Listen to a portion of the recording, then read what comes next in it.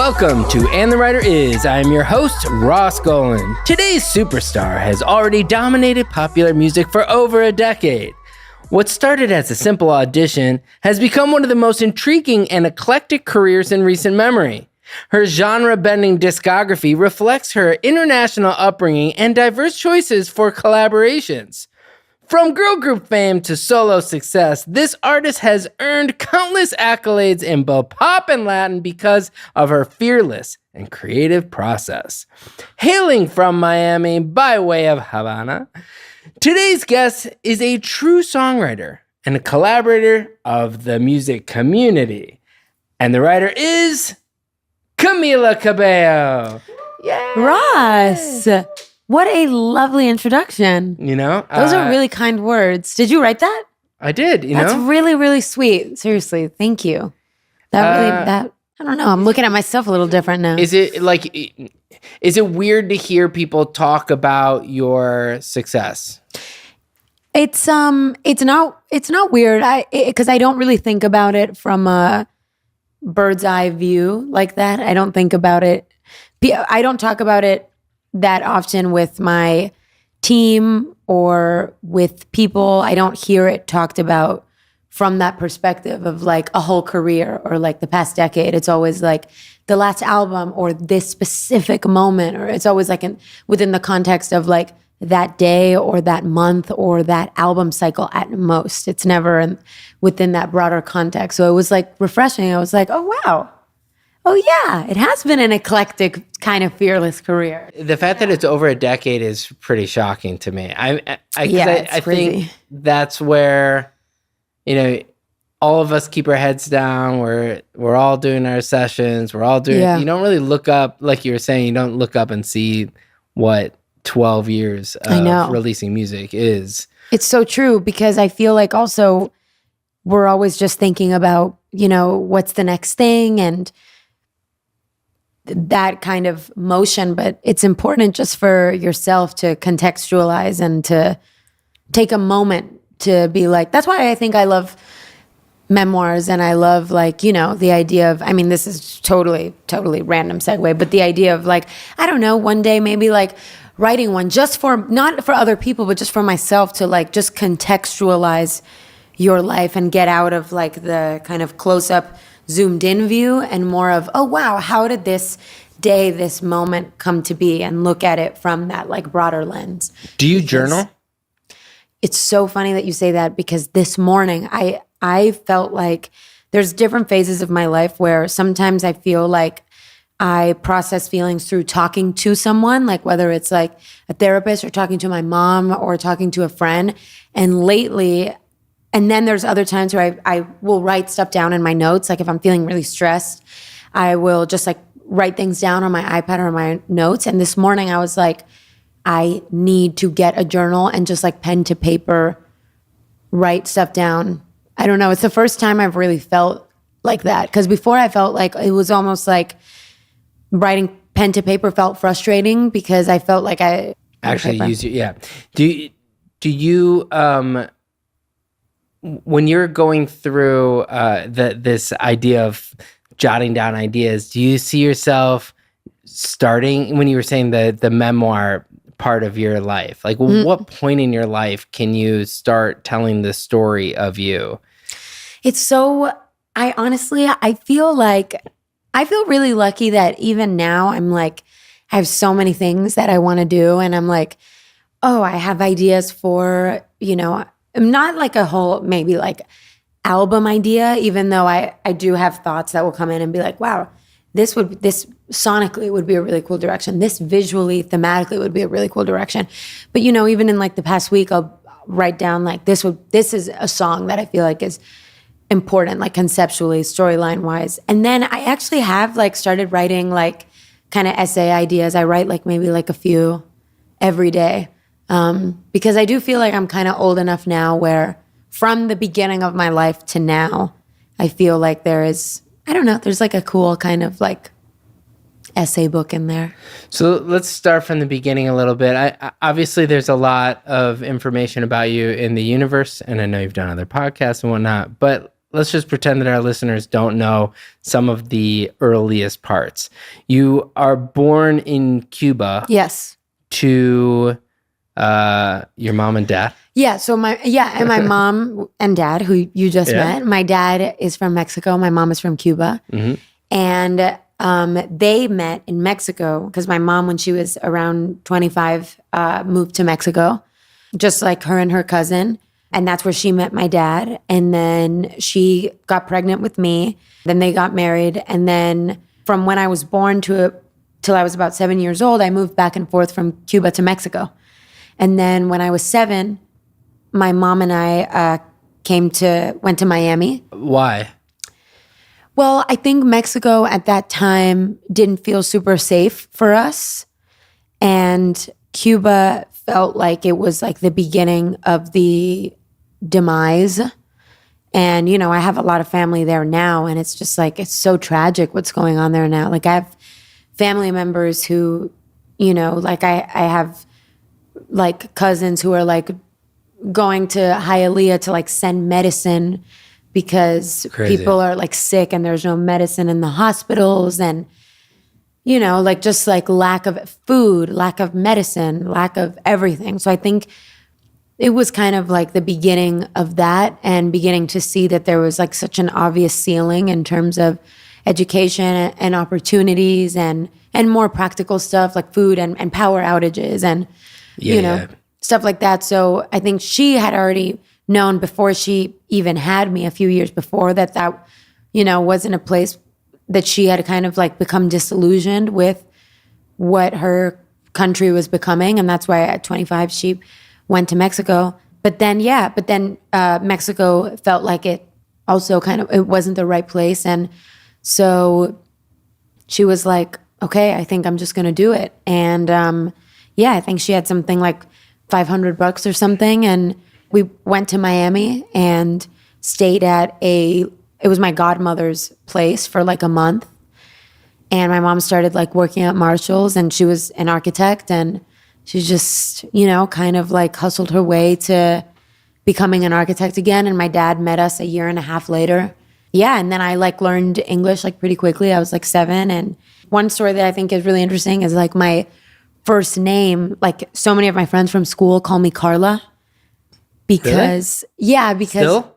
Do they still call you that? Yes, because my family always called me Camila, but my first name was legally always Carla. But I think, I don't know, something about like, I don't know if this was just for me, but maybe like, I feel like in Latin American countries, it's not, I didn't go to school where it was like a computer system where it's like first name, blah, blah, blah. It's just like, what's your name? And then like you say your name.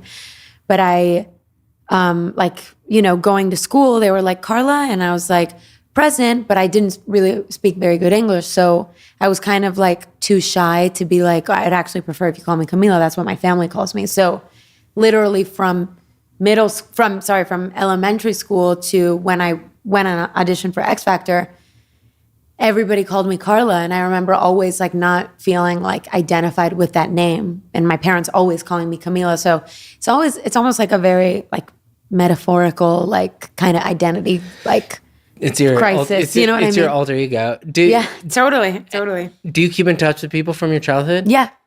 I have friends that I like still hang out with like all the time. My dad's an architect. My grandpa's an architect. Oh, really? And one of the things that we talk a lot about as a songwriter is how similar they are. And interesting. What's a little different in your case is that you're also sort of the builder and the person who lives in the house. Yes. If you're using the same metaphor.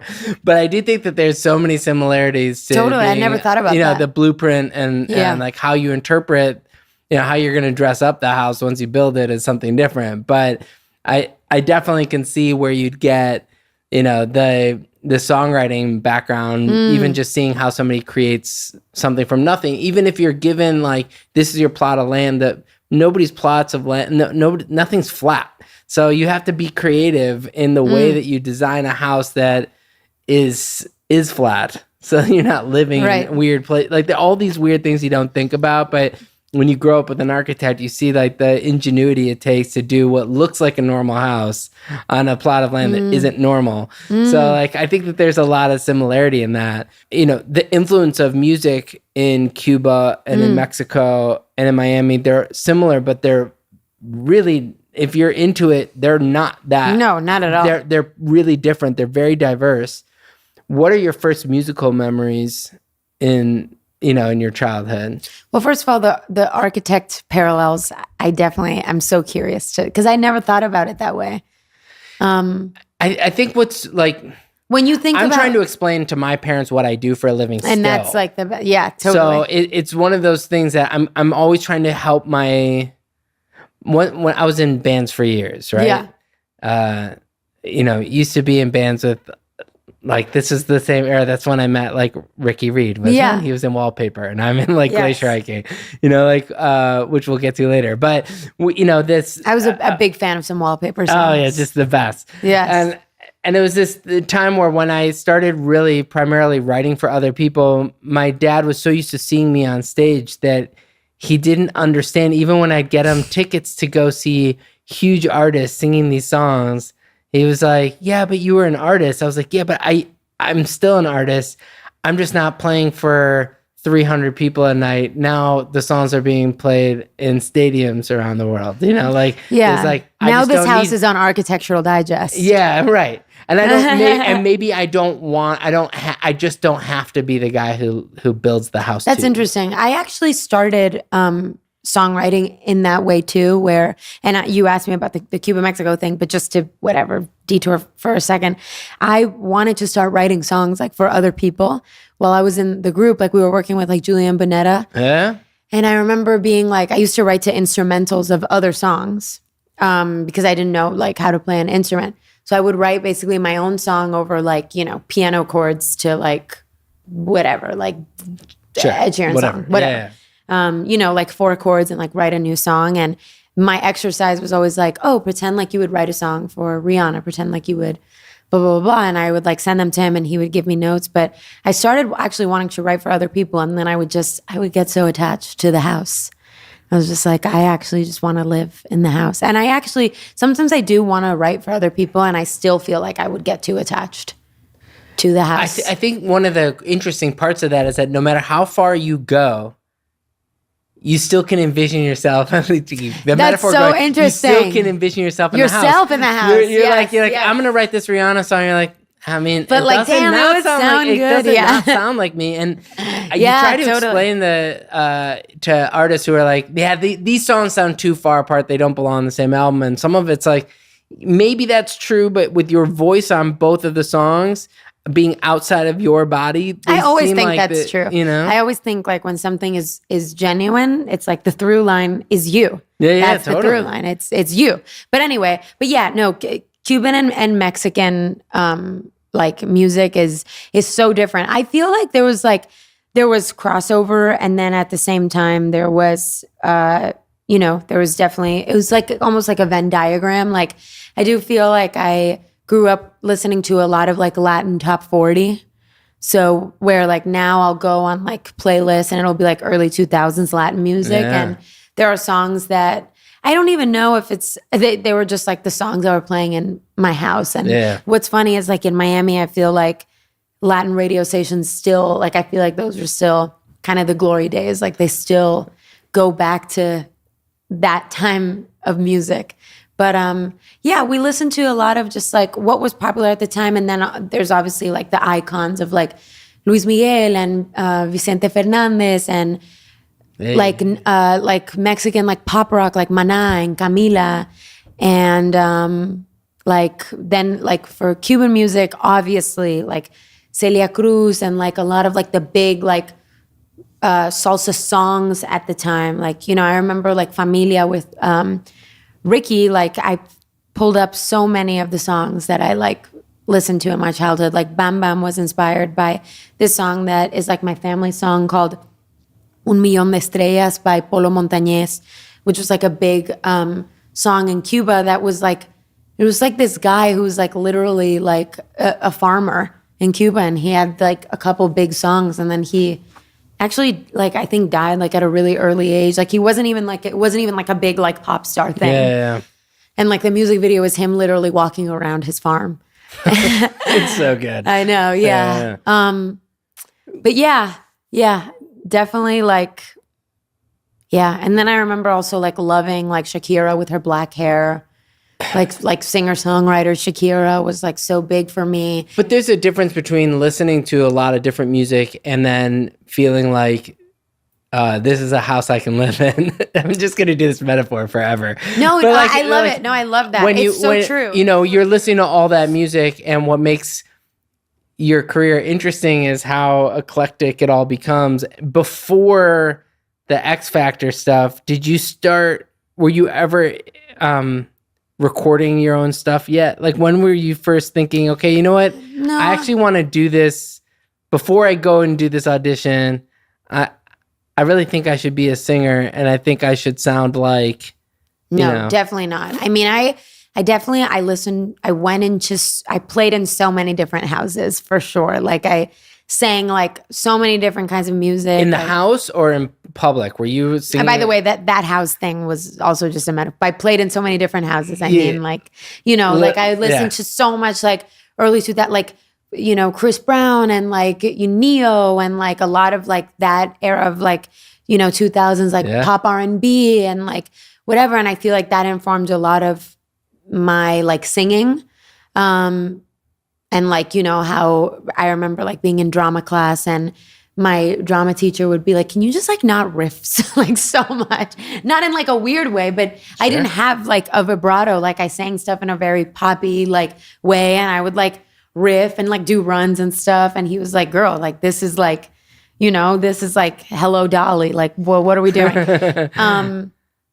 What was the question? I don't remember. No, but what I really like where you're going with this on some level, because I'm a musical theater dork, and so it's like it's nice to hear. You know, I feel like a lot of people kind of closet their musical theater background, and here you're openly Hello Dolly. When you were growing up, were you doing a lot of musical theater? Did you think that's what you would do? I wouldn't say I was like a musical theater nerd. I think that drama class was just my entry into like the arts singing and into the singing. Yeah. So take us to this, like, you know, this is so old now, but you go to the audition for X Factor. What were your goals going into it? Were you thinking, you know what, I want to be a pop star and here's this opportunity? No, I actually started, I think it was like maybe a year before I started uploading like covers to YouTube. But where were you recording these, in your like bedroom? Yeah, in my bedroom. And I would, a lot of the times I didn't want people from school like seeing them. So I would like cover the camera. So it would be just like literally like a black screen. And I'd be like singing like If I Ain't Got You by Alicia Keys. And then I would like listen to it and then I would delete it because I felt like, oh man, like I messed up or whatever. It's not good enough, blah, blah, blah. I would like upload another one, then I would delete it. I really regret deleting those now because it would just be so fun to listen to them. I kept one, which was Skyscraper by Demi Lovato. And I had the camera on for that one. But I think it was, and that's still, can someone find that? Yeah, that's still on there. But it was interesting because I think it's funny because I've been thinking a lot like now at 27 and, you know, it all kind of ties into what we were first talking about, like just like contextualizing your life and your personality. And, you know, it feels like there were so many different kind of like sides to me and so many different, you know, on one level, I remember like I went to visit my grandma in Cuba when she was still living there. And I was like, had this obsession with music and singing, but I felt so shy to sing in front of my family, to sing in front of my parents. So I made her get in the closet and I played guitar and sang for her. And so it was like, that was me with my family on one level. And then— What did she say to you? She was like, wow, like I can't like super remember, but she'll say to me now, like, I can't believe like this is you now. And like, do you remember when you made me like get in the closet because you didn't want me to look at you? And so I think like, so that was one. Where did the nerves come from? I don't know. Like, it's like so interesting. I think I was just like, I've always been like kind of like, there were parts of me that were really shy and I, you know, felt really shy when like, I don't know, like there's like a picture of me like with my eyes like tearing up when people sang me happy birthday. Like I think I was just like overly kind of sensitive. I don't really know. This is, some stuff I'm figuring out. do you have brothers and sisters? So my sister came like 10 years, she's 10 years younger than me. So I was kind of raised a little bit only childish vibes. Yeah. And then also I think that, to be honest, like not to whatever make it like deep, but I think the immigrant stuff is like kind of weird. And like, do you know what I mean? I didn't have like, my family didn't start coming over to Miami until really recently. Like, like extended family and cousins and whatever, like not till really recently. So it was very like kind of nuclear and a little bit isolated. My family were the immigrants because I was the second generation American. You know Where what I mean? from? Like, well, my family is European, Okay, and cool. when during the war, they wouldn't. They tried to come to the U.S., but the U.S. wouldn't let in Jews, Wow. so they moved to Nicaragua, which is why that blueprint on the wall is my grandfather for when above the piano is the blueprint on the wall is in Spanish because my family lived in Nicaragua. Wow. To get into the U.S., they had to basically come in. The thing was, you'd come into the U.S. when you were pregnant and have a kid here, so that way you could stay. Wow. So that was my mom. Crazy. There's a warrant. There was a warrant out for my grandma because she had stayed here for too long. But that was even just that, like, made me feel there's some immigrant like self-consciousness or mine, I think, is ambition. Oh yeah. I think 100%. I have the 100%. immigrant ambitions that I think there's this need to prove that I belong in a way that I got from looking at all my cousins speaking. Everyone spoke a different language, and you knew where they lived with whatever family member by the language in which they fought.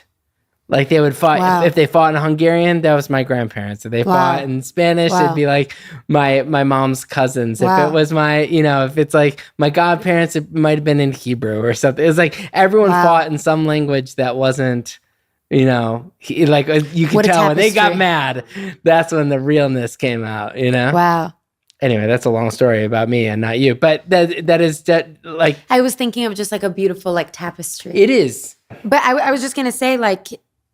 And thank you for sharing that because that's really cool. Yeah. But I feel like it was interesting because, and maybe you can help me sort this out, because it was like on one hand I was, doing kind of very like shy, self-conscious things like that. And then on the other hand, in school, it was like all of my friendships were based on music and singing. Yeah. So it was like, my friends from literally my first friend who was actually from Nicaragua, that I made in like the apartment complex that we were living in.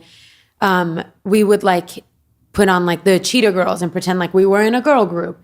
And then, I'd be in elementary school and we would like be playing American Idol, and I would bring my CD and they'd be like, oh my God, like, can you sing for us like one more time? And I'd be like, kind of and like. And what song was it? Always the same Free. song? Yeah, it was so. I'm Breaking Free. The one, the hit. That's really fun. But I was always there was always like kind of like a thing that I was like the girl that like can sing or whatever.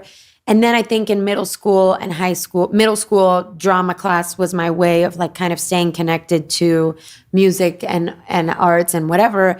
And then I think like in high school it was like it was just overwhelmingly like big. It was like 3,000 freaking kids. And when I auditioned for X Factor, people were like, we didn't even know like you sang. Like it wasn't. I don't know. I think I reverted back to some of that shyness in high school, but I think definitely like auditioning for X Factor was kind of a surprise to a lot of people, including my family, because I wasn't really doing a lot of things professionally. Like not even doing a lot of things professionally, but I wasn't even doing a lot of things like, publicly. Publicly, like having the main part in like the school musical or this or that. The most I was doing was I would be singing a lot in like my house, like when my like parents weren't there, that's like all I would be doing. I was a really big fan, like music fan. I was a big fan of Bieber, of Taylor, of like a big pop culture fan. So that was like a big kind of part of my life. You were like, 15. 15. 14. So 14 years old, you have there's a 4-year-old in the house also while you're singing around. Yeah. Could you judge? Do you have a relationship with your sibling enough that you could like perform for your 4-year-old or 5-year-old sibling? Was it like No. that, or was it like, oh my God, this is another part of my life, and I'm 15 and 14. I'm worried about myself. No, I mean, my sister, like, I feel like in the last few years, it's so interesting because like now I'll be like, Sophie, like, what do you think would be like a good like TikTok for this song? Yeah. Or, like now I feel like she's actually like, she's so helpful and gives me such a like refreshing perspective on like culture and like, culture in all kinds of ways, like whether it's like TikTok or social media or like music or whatever. But back then it was like she was just a baby. Like she was like, just like my other, she was like a child, like a little child. Like a literal. when you literal child. When you get onto a show, and I don't think like people realize, it's only the second or third year of X Factor, right? It's like I think it was the second year. So it's like you kind of know that it could be really big. So you're probably nervous, but it's no guarantee. Like I feel like that you can only gauge how heavy it was in retrospect. Yeah, I mean, I'm gonna be completely honest. I've always like kind of healthily followed my delusions and my dreams. And I think especially when you're young, like that is very strong. And I really was just, when I think about it now, it's actually very innocent and pure. I was so guided by love and like love for music and honestly love for One Direction. And I'm not even joking. I was such a huge fan of theirs. And they actually had posted a video where they were giving tips to audition for X Factor USA. And some part of me just knew that they were going to perform on the show. And I'm not even saying this to try to be funny. I know it sounds like kind of crazy. I really was like, I want to be on the show. I love singing. I love music. And also, I really want to see them. And also why this show? Because I know they're going to perform and I really want to meet them. And I like, I really did have such a big crush on like Harry Styles. I had like a delusional crush on Harry Styles at that time. And I wanted to like, I don't know, like meet him and like, I don't know, like fall in love with him. At that time, at 15, I really thought that was a real thing that could happen. Do you have a relationship with any of them or all of them? I think I wouldn't say like a relationship with all of them, but I feel like, Niall is like always been really sweet and like a friend and Harry's always been like really friendly. I wouldn't say we're like friends, but not yet anyway, but I feel like he's like really friendly. But I always hesitate to tell that story because that's the thing. Because I don't want them to be like, is this girl? I was 15. I am 12 years older now, guys. I went on tour with them and for like for 10 days in the UK, and it was one of the most bizarre moments because you grow up knowing about boy bands, but it's different when you see it. And it's not what you think it is. You leave a concert, of course there are lots of fans. It's not that. It's that you drive an hour and a half outside of the venue to find a hotel that is off the map so no fans can find you. And an hour later, there are 100 14-year-olds with no parents in sight. And you're like, how did you find us? This is crazy. Like the fandom for that kind of thing it's just hard to explain. And my first cut was for a band that was opening for Jonas Brothers. I also called the Honor Society, and they were like going on tour. Even just seeing those guys perform, the fans were rabid for boy bands. Rabid, and I wasn't even really like. I wasn't even exclusive to one.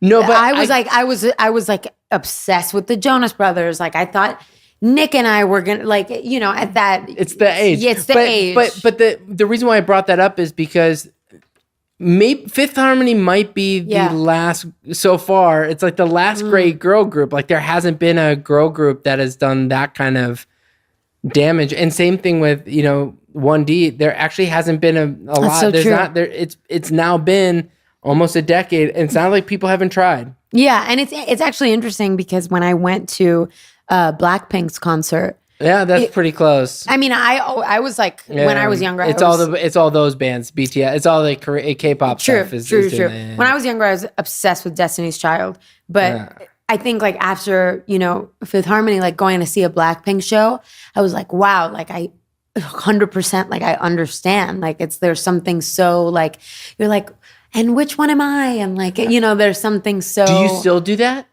I did when I went to the Blackpink show. Yeah, like literally, like who were you? I think I was Lisa. Yeah. Does Lisa know that? No. Shout out Lisa. Shout out Lisa. Is there going to be another girl group? Like, why is it so hard for girl groups to exist now? And when I think of my childhood, it was primarily girl groups. It was like there were so many good groups. Yeah, that's so true. What was it that you guys had that like just is so hard to replicate? Well, you start first, and then I'll. I have no idea the answer. Like, I mean, what's really unique about both the 1D Fifth Harmony era is that it was cast, it was auditioned, and it was like. I think you're right, and I remember. I think there's something so fascinating about this kind of like human dynamics being played out. Yeah, and I remember like watching. The One Direction guys, like especially in the beginning, seeing them kind of banter and seeing the different kind of friendships being formed like within the group, and like what's it like when they interact and what's it like when they interact. And I don't know, I think that there's something really joyful about it. I think that on a deeper level, it's like different. You see yourself. It's like you see yourself in different members, and then your friend is like, well, if you're her, then I'm her. And there's something really like kind of like joyful about it. And also I think it speaks honestly to our need for, this is me just like kind of like psychologically like being like, like what is it? I think we all want to belong and belong to a friend group like that. Like we all want to like crack up laughing, and we all want to like hug like 5 of our like closest friends. Like we all want that experience. We all want that experience of like looking to either side and being like, I'm not alone. Like I have like my girls beside me, like we all want that so bad. It's honestly, I think it's part of why like for this album, like I have like the XOXO girls, which are like this, it's the same girls, like it's the same dancers, and they've become such a like, I don't know, like it's like they each have their own style and like their own personalities, like to bring that within our dynamic. And it's like almost like an inner child like healing thing for me too, where it's like, I don't know, like it's like I feel that dynamic again, and I don't feel like I'm like alone or solo artisty. It feels like great. Like we're like a girl gang, and like. And it's all of us, and you know what I mean? Like, I like that feeling. We were talking the other day about like kids not like if our kids didn't play sports, would we be upset? And some of the thing that I learned out of coming out here in particular is how many people treat music like a team. Oh. And when you have a group of women who have to dance together, and it's sort of like the weakest link is really noticeable when everyone's dancing together. So the amount of teamwork it takes to be, to have the XOXO girls is like, it's not like that's easy. You can't just throw it together. You actually have to like rehearse and talk and communicate and look at each other and listen, and 100%. It's a team. Yeah. Totally. Jumping to songwriting stuff, when you're, through Fifth Harmony stuff and into a lot of the solo career, a lot of people are thrusting songs upon you from the outside, but you're a really good songwriter, says your collaborators, which we'll still get to. But the what is the process to go from you cast in something where people are like, these are the songs you're going to sing, to jumping to the solo stuff as a songwriter? Well, I think honestly, even as a songwriter now, which now I feel like I'm in a totally different space than I was then, as far as like trust and confidence in my own ability, and and not even my own ability, but trusting my own ear and my own instincts. Because I feel like something that I have realized as I've gotten older, which I heard on this podcast. It wasn't in the writer is, but it was second best to in the writer is. It was this next best podcast. What was I going to say? And I'm so excited to be here, by the way. Oh, well. I really am. Okay, so what? You can come on anytime you want. Great. It's going to be a whole season of. Great. But somebody said, you can't let the world tell you your value. You have to tell the world your value. Yeah, that's real. That's real. And I felt like in the beginning, because I hadn't almost like earned creds songwriting wise, like, you know, I hadn't had like a big song, like I hadn't, you know, proven that I could do it.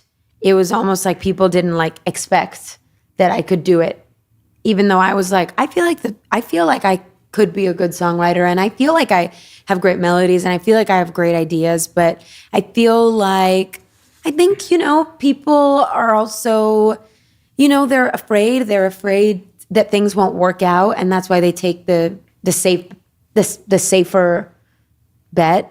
And you know, I find encouraged you to, you know, if I say like, hey, I'm gonna be, you know, right now I'm gonna join a group or whatever, and I was like, yeah, I'm gonna go and be in a boy band. People be like, you can't do that, and I'd be like, why not? Can I? You know, but somebody along the way is gonna be like, no, you can still do it. And I'd be like, really? Okay, cool.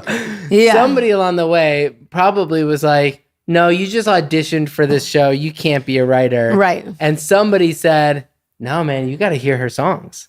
Her melodies are really good. It was while I was in the group that I literally had like full songs that I wrote that were in the beginning to instrumentals of other songs. But then I remember I actually...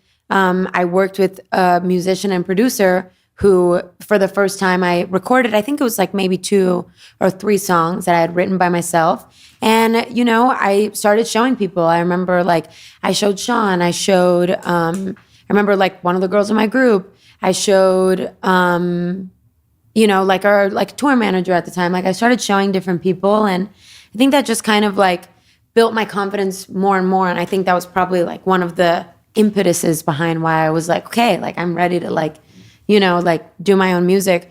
But I think as soon as the first thing I did, like when I left the group was I wasn't really recording. I started doing sessions. And I think my first session was with Benny Blanco. And I remember I was like so just straight terrified for like 10 months, because suddenly it's like, for me, it was like, it wasn't even singers anymore that were my gods. It was like songwriters. Mm. Like, I was like, are you freaking kidding me? Like, I'm in the room with Max Martin right now. Yeah. Like, I am scared. You know what I mean? Because all I wanted was for them to, like, think that I was good. And sometimes that would actually kind of, like, you know, it kind of left me with diminished returns, because I wasn't even thinking about if I liked the song I was doing with Pharrell or Max Martin. It was like, but do they think that I'm a good songwriter? Yeah, that's Does really that make sense? Like, sure. It would happen to me all the time, where I literally was like, as long as it was more about me. You ended up with hits with a few of those people, so I did. It did not work. Well, I had a lot of moments of like clarity and like sobriety, like validation, sobriety with like the more longer term collaborators, like Frank Dukes. Like we spent so much time together, and you know, but it was like when I was like in a room with Pharrell for like 4 days, I was just wanted acceptance and validation of like, does he think I'm good? You know what I mean? As opposed to like... and each of those writers has such a unique skill set in the room, where if you're with Benny for 4 days, you had a really good time, and then in the end you're like, man, that song was great. And I don't even remember which day. Like, it's like a whole other process than Max, where you go in and it's like, it's really focused on the composition, and it's like, you know, it's just a different technique. And Pharrell's going to be like, you know, just a feel session. Like, all of them are so different. So different. Did you thrive in one more than the other? I honestly think, because I was maybe like 19 at the time, and these guys were just like myths in my mind. And all I wanted to do was like be a great songwriter and prove I was a great songwriter. I honestly think the thing that was the best for me was like with Frank Dukes, like when I just was like able to like be really comfortable in the room. And when I got to a place where he was somebody that I got to a certain point where I wasn't trying to prove anything to him and I could just like relax and enjoy. Like so much of songwriting, and it's so different now. Like now I honestly feel like I've learned that one, it doesn't matter like how great or how mythologically incredible the person that you work with is. It really is all about, do they get me? And do they understand me? And do I understand them? And is there a fit? And is there chemistry? It really is like, the other stuff is superficial. It's kind of like dating in a way. It's like, it totally is. It's literally like you could see a guy that is like, I don't know, all the superficial things. He's like super tall, he's gorgeous, he's handsome, he's funny, he's so successful, blah, blah, blah. And that could kind of in the beginning of dating, or if you're like really young, could really freak you out. You're like, I got to really impress this guy, blah, blah, blah. And then suddenly you're not even yourself anymore during the date.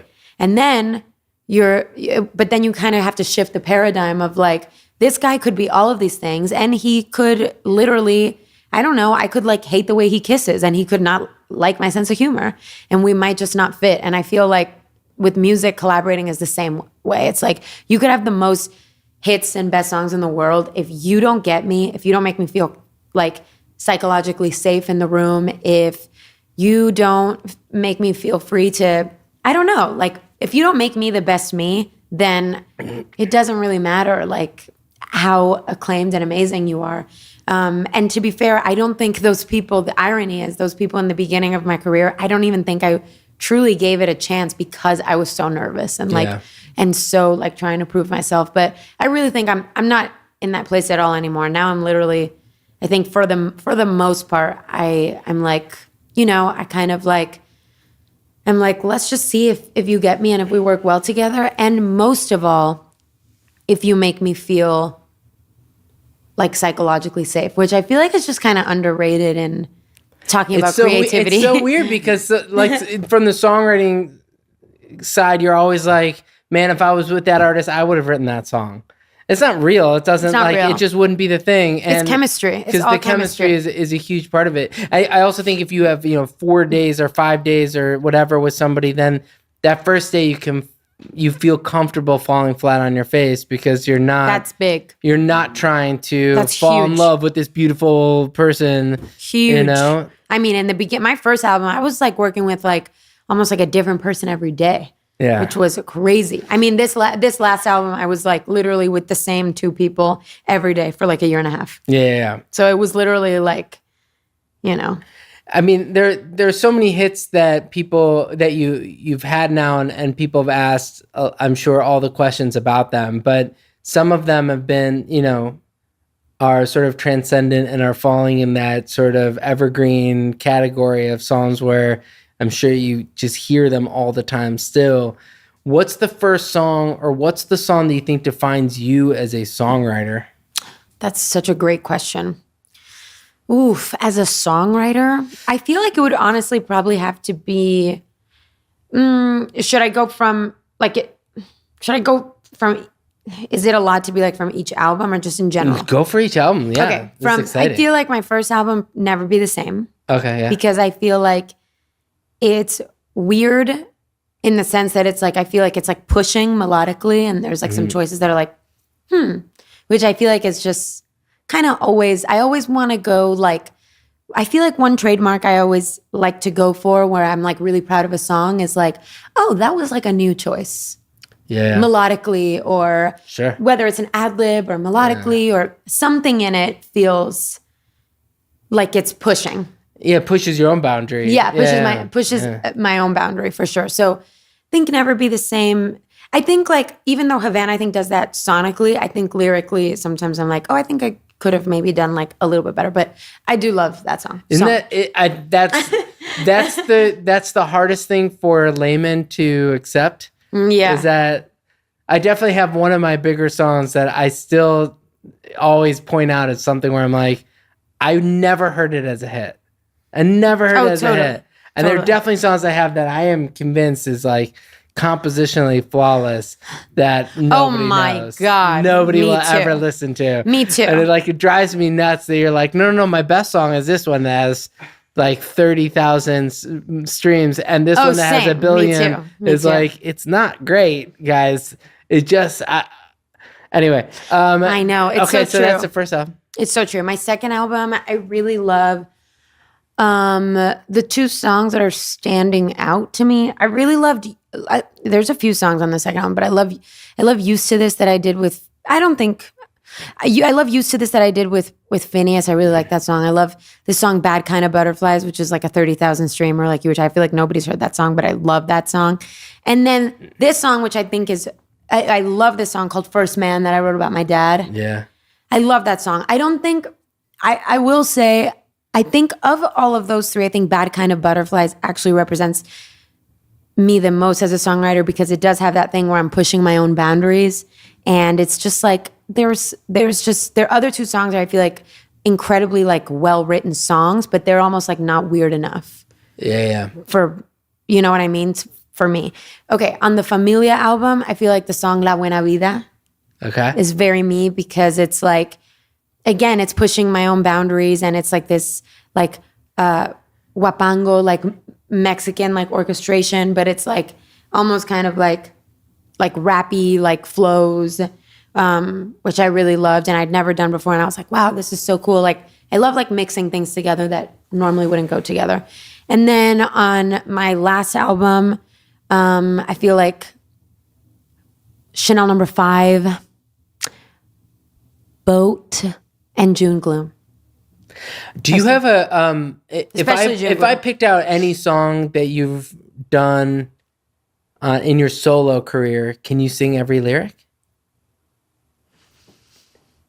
I'm honestly not. I think it would maybe take me a little bit more of like brain power for some of them, because I haven't toured all of them, because there was like a COVID if thing I that were happened. to bring out you know what I mean? The songs from your childhood that you sang for your friends, yes. Can you sing every lyric? Yeah.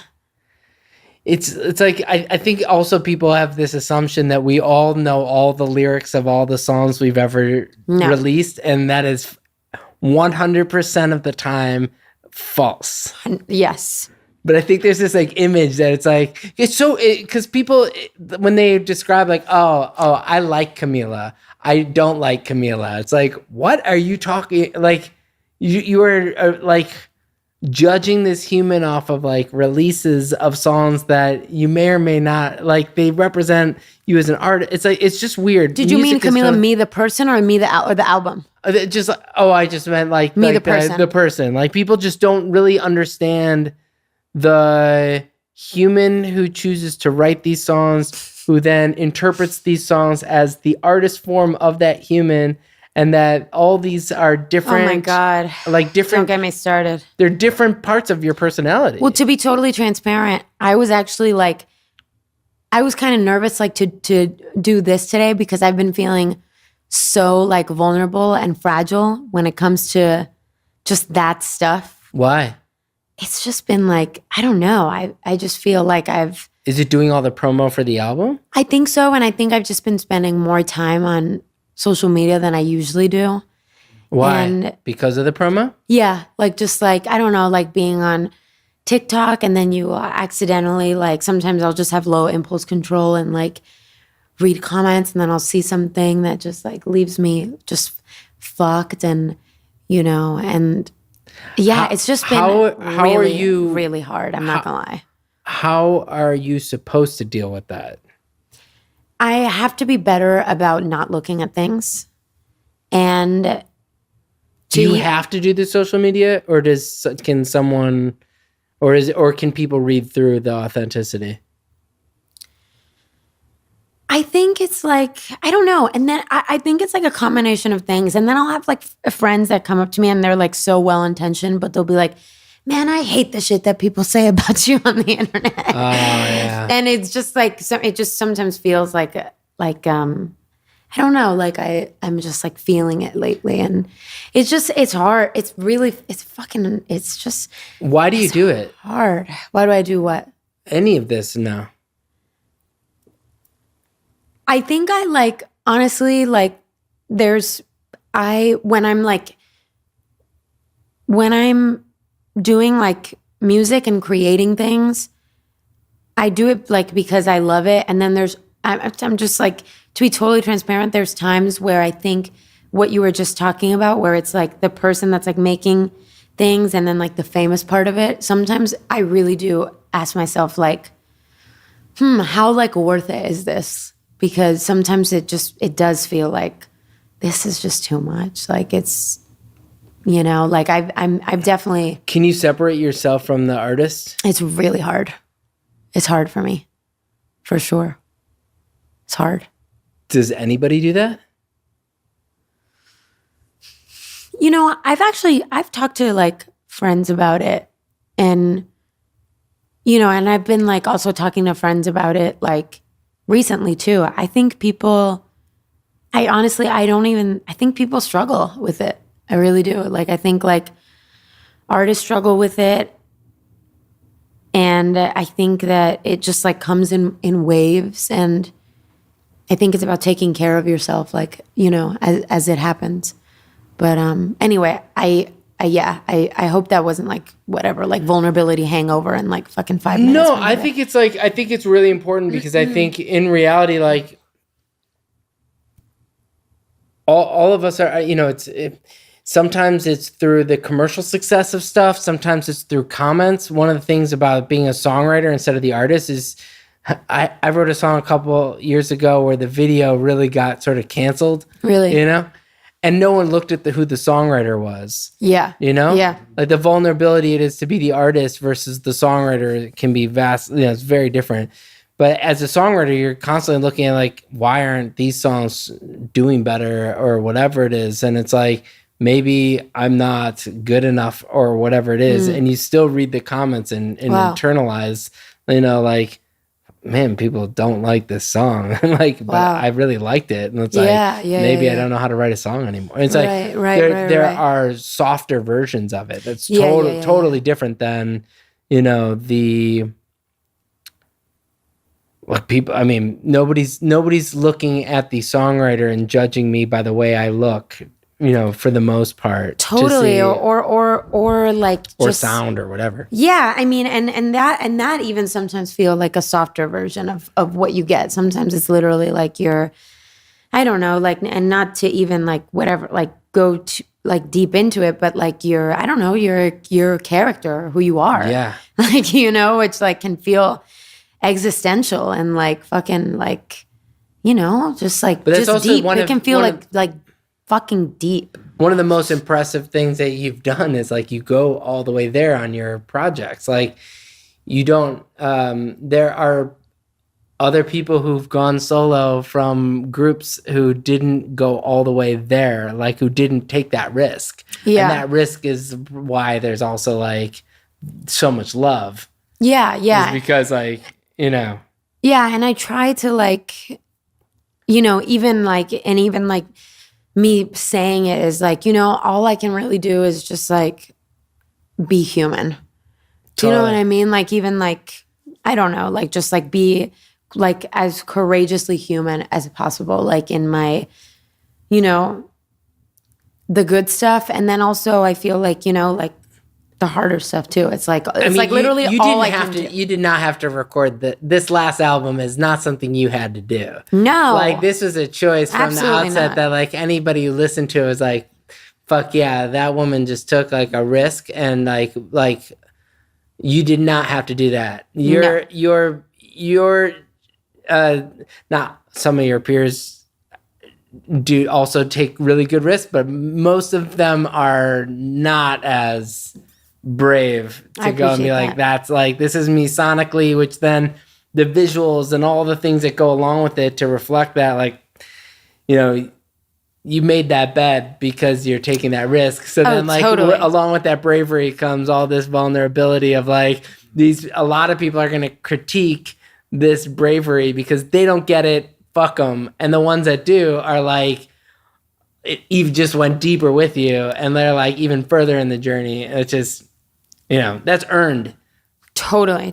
And I don't regret that for a second. Like I'm so proud of like my album, and I'm so proud of, I'm proud of all of that. I think honestly, just, social media is tough, and the internet is tough, and sometimes it just feels like it's like rampantly like mean, and it like can just like be a lot. But as far as like my album and like my art and like my work, I definitely I always like stand behind those things like.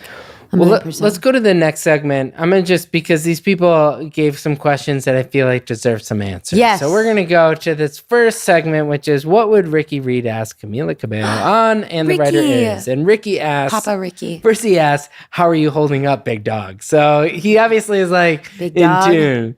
We gotta get some dinner is what we gotta do. And then he also said, like, how's your heart? How's your head? So my heart and head is always growing, and always I feel like it's just a sign of being alive. Yeah. Totally. Just like shit, like yeah, but you're still doing hurting, I'm alive. What do I do? No, you were doing the same thing that you were saying, that like you said, like, oh, well, when I was 13, 14, 15, you're kind of like fearless and doing stuff, but like you still have it. You still are doing like the fearless thing. I do, for sure. For sure. You could be safer, and you are not, which is what it makes your music enjoyable and your like artistry. Thank you. And the last question he has, have you read every Murakami book since we spoke last?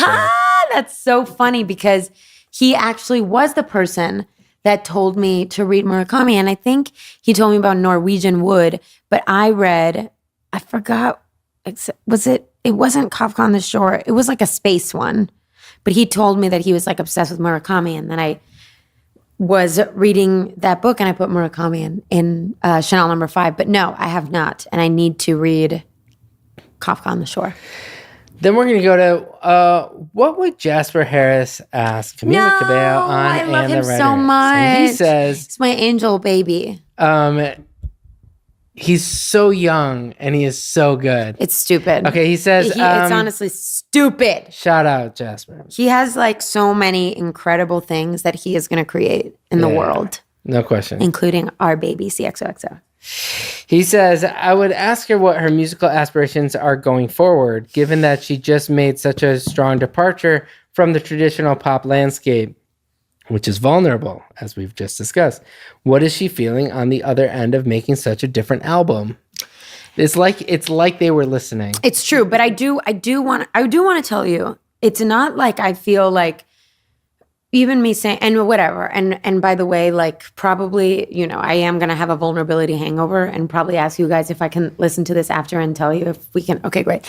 But just to tell you, this isn't like when I'm like, fuck, like I'm hurting or whatever. It's not like about this album. It's honestly just, it's an ongoing thing that I just like get online that just like.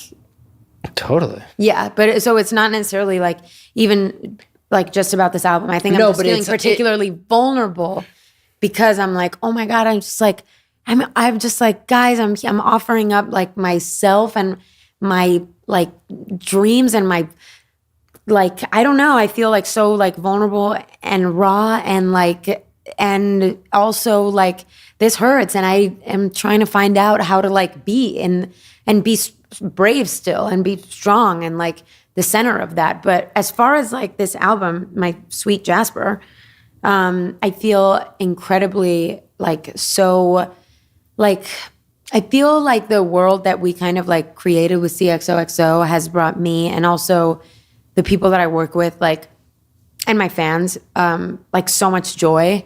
And the way that it's like, there's something that I have never done before completely successfully is like start with lyrics and songs and chords and sonics and then have it be built into like a color palette and it become like whatever, like these motifs that become like, oh, like it's going to be like a playground and a merry-go-round and there's Blue Hour and there's cars and there's this and have it be like this and there's ballet shoes and have it be like this whole kind of visual world that me and the XOXO girls, like the dancers and my choreographers and the fans and the ski masks and the glitter and the lip gloss that we can all inhabit. Like I've never like had a world built that we could inhabit from these songs. And that like feels like so much fun, which makes me so excited. You know, for like the past couple albums, I was like, I don't think I want to tour. I need to like, you know, become, you know, like the line in Girls, I'm busy trying to become who I am. Like, it's like, I have to like, you know, be like, I don't know, just like, I've been working since I was 15. Like, I really want to like learn how to drive and, you know, not just like be on tour my whole life. And this is the first album since my first album where I'm like, I need to tour this album because I love this world that we've created so much. So I feel like it's just brought me so much joy. And it also, I think like kind of connects to everything we've been talking about too. Like, I think, you know, I think like, especially females that have been in this space for a really long time. I've talked about this before to friends, like my makeup is very kind of like very Pisces, very sensitive. I'm like very non-confrontational, very introverted. I'm kind of shy. I'm kind of like, you know, I'm like, I want to keep the peace, blah, blah, blah. And I think being like in this pop culture landscape for like now like 12 years, you have to develop a healthy amount of bravado and armor and confidence and teeth. And I think that was like the energy, that is the energy of this era. And like this album that I really needed is like that confidence and like kind of like bigging yourself up and your friends bigging you up and being like, you know what, like, no, like you're not gonna fuck with me. And that like toughness is something that I feel like I started to kind of practice and I needed to, you know what I mean? I'm talking to Jasper, by the way. And you know what I mean? Like totally. I needed to kind of like live that, write about it so I could live it more. You had to walk the walk. I had to walk the walk. So I feel like I feel like it'll be interesting to see. I have different thoughts in my head, like, you know, almost every day about, I think like what will be the next kind of energy or what the next kind of world I'm trying to live in for the next thing. But I think definitely like I want to dive deeper into the things that I learned about songwriting this time around.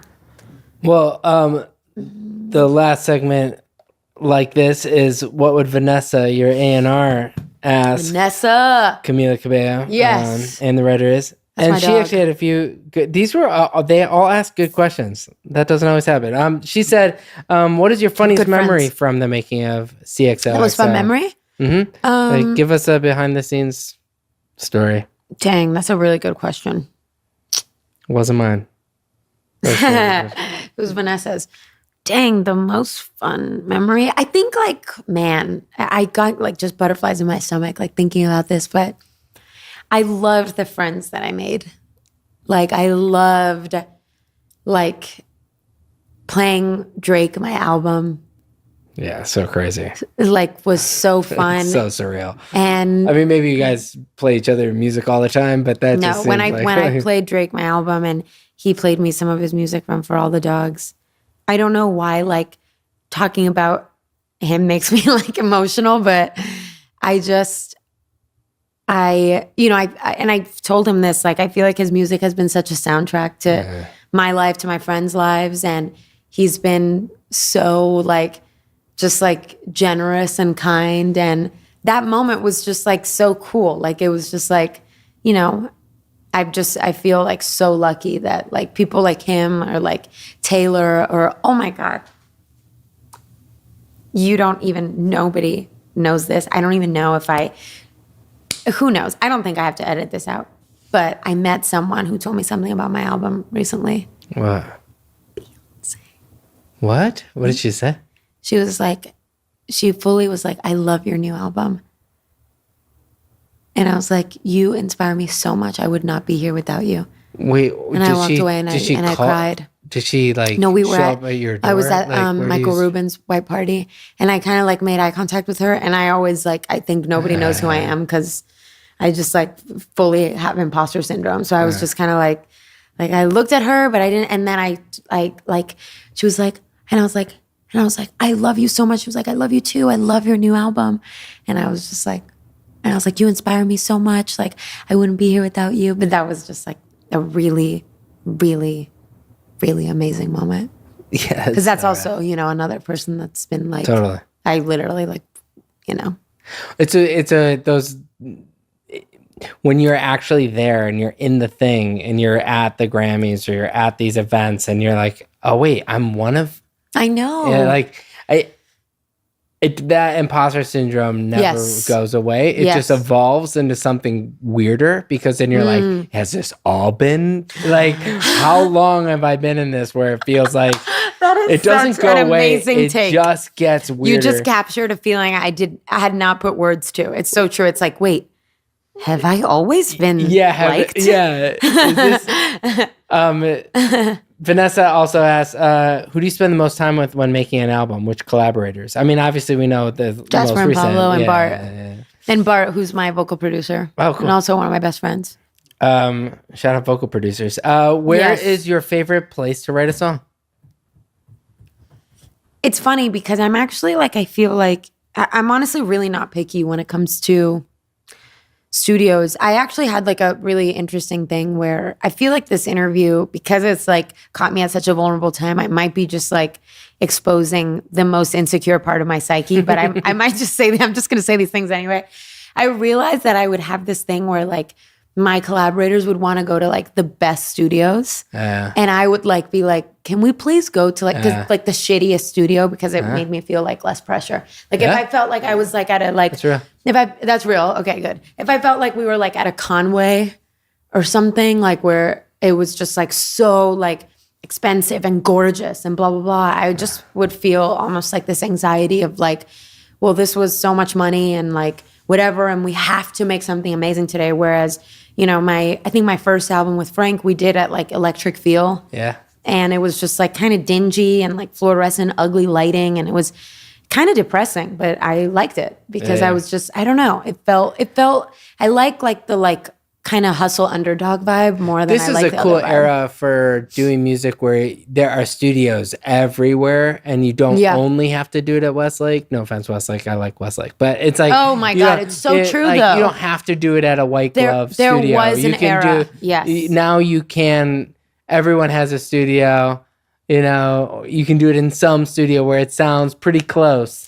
And if you have to finish it elsewhere, you can finish it elsewhere. But like, it's so true. You can finish an album in this studio. Yes. You can finish an album. Like you don't need that extra one. It's so true. And I love that. I love that era. There's this another era of music. Miami artist that I've worked with where it's like you go out there and you're like, this person easily could do whatever studio they want. But it's just like, really? It's always like, it's like this neighborhood's not great. Yes. And this is like, this place is not really a studio. Like it does That's have my favorite. Like, and you're like, man, this is funny because you chose to do this studio. You didn't.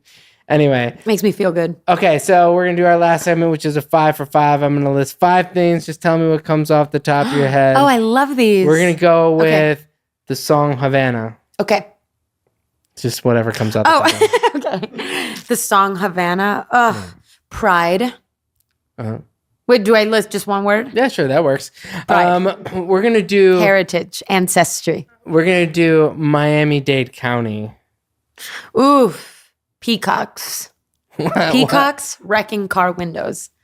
Because in my neighborhood, like there's peacocks everywhere. And they'll like jump up, they'll see their reflection in the car window and beat the shit out of like my neighbor's car window. Fifth Harmony. Ooh, complex. Dreams. Sisterhood. Do you guys are you guys on a text chain? Do you guys text a lot or no? Okay, maybe not like day-to-day sisterhood. Yeah. More like, no, but like you guys have gone more through like the shit. Like sisterhood in the sense of like the shared experience of being like young women like together, figuring it out together, and like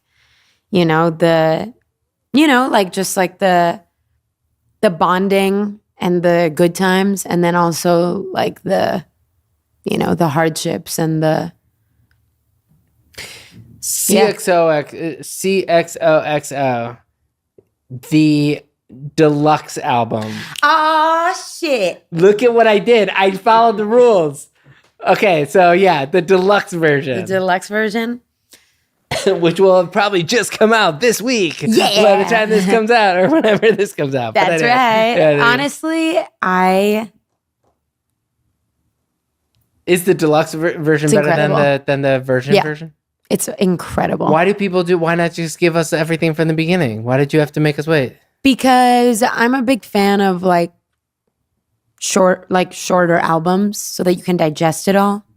Yeah, I mean, it totally makes sense to that. Yeah, I know that was a rhetorical question, but I decided to answer. Don't do like, you know, there's so few artists that get to release albums and then get to release them under the way they want to release it. Like, you know, kudos to like this journey that you're currently on. Like, it's rad. I know, I'm very lucky.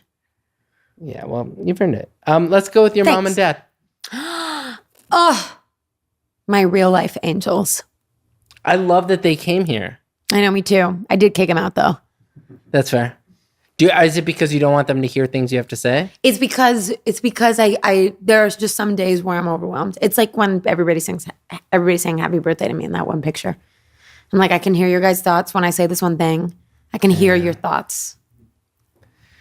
Well, thank you for doing this podcast. Honestly, okay, first of all, I'm totally having a vulnerability hangover. I hope that I wasn't like, you know, just like insane. But I want you to say, I want you to know that you have a very, very grounding, kind energy, similar to my father, Ricky Reed, my other father, Ricky Reed. And you really made me feel so comfortable and like I could just like be very vulnerable, and you have a really kind and caring energy about you. And I really thank you for that, because you made this such a joy and such a pleasure. Well, thank you. Usually it's this is when I say nice things about you, but I appreciate that. I feel like that's how we should end it. But no, we totally can. You said so many nice things about me. You're gonna come on this thing many times, I'm sure. And yes, look, man, like shout out Ricky Reed. That's, you know, we got our first like cuts together. Like I love him so much. Isn't that crazy? Yeah, he's fantastic. Yes. Thank you so much for doing this, and you're the best. There you go.